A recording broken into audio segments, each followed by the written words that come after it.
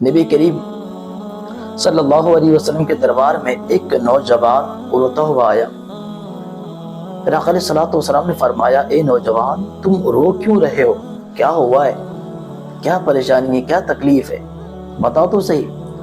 وہ نوجوان روتے ہوئے عرض کی، اے اللہ کے نبی صلی اللہ علیہ وسلم، میرے والد کا، میرے باپ کا انتقال ہو گیا ہے، اور میرے باپ کو کوئی غسل دینے والا موجود نہیں ہے، کوئی کفن دینے والا موجود نہیں ہے، کوئی نماز جنازہ پڑھنے کو تیار نہیں ہے۔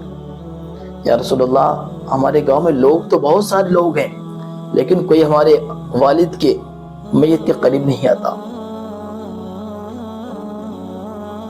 یا رسول اللہ، میرے گاؤں میں لوگ تو بہت ہیں، لیکن کوئی بھی ہمارے والد کے قریب نہیں آ رہا ہے، کوئی بھی میت کے قریب نہیں آ رہا ہے۔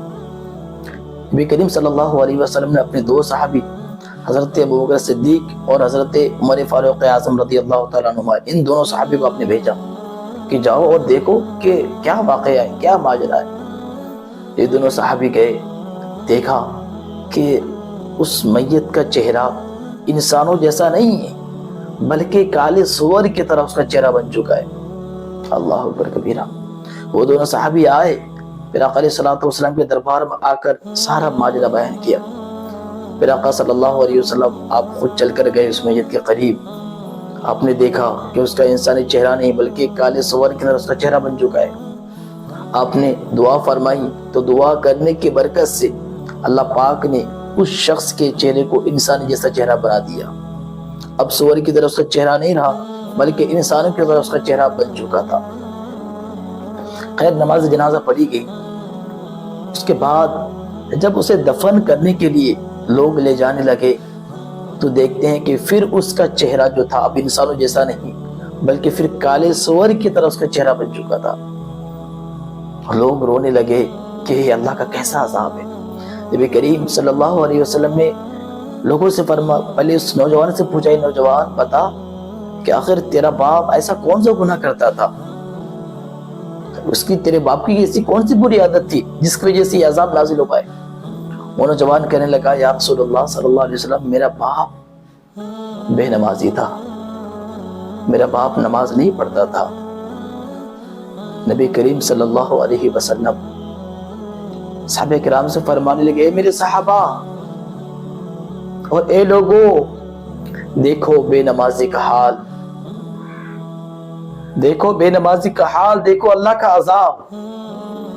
کل قیامت کے دن بے نمازیوں کو کالے سور کی طرح اٹھایا جائے گا۔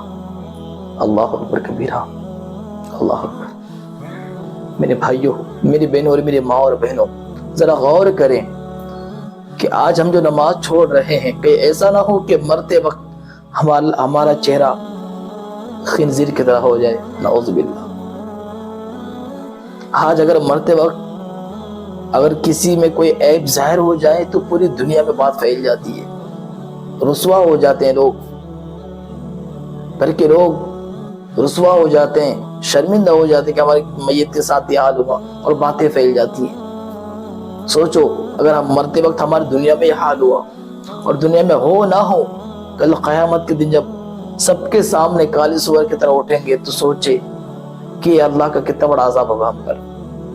اور اس کے علاوہ نہ جانے کتنے عذابات جو قبر میں ہمیں دیے جائیں گے، تو پلسرات پہ ہمیں وہ عذاب ملیں گے، جو مرنے کے جو جہنم میں وہ عذاب دیا جائے گا۔ اس لیے نماز کو نہ چھوڑیے، نماز پڑھیے، نماز کو پڑھیے۔ نماز پڑھنا فرض ہے ہم مسلمانوں پر، تمام بالغ مرد عورت پر نماز فرض ہیں، اس لیے چاہیے کہ نماز پڑھا کریں۔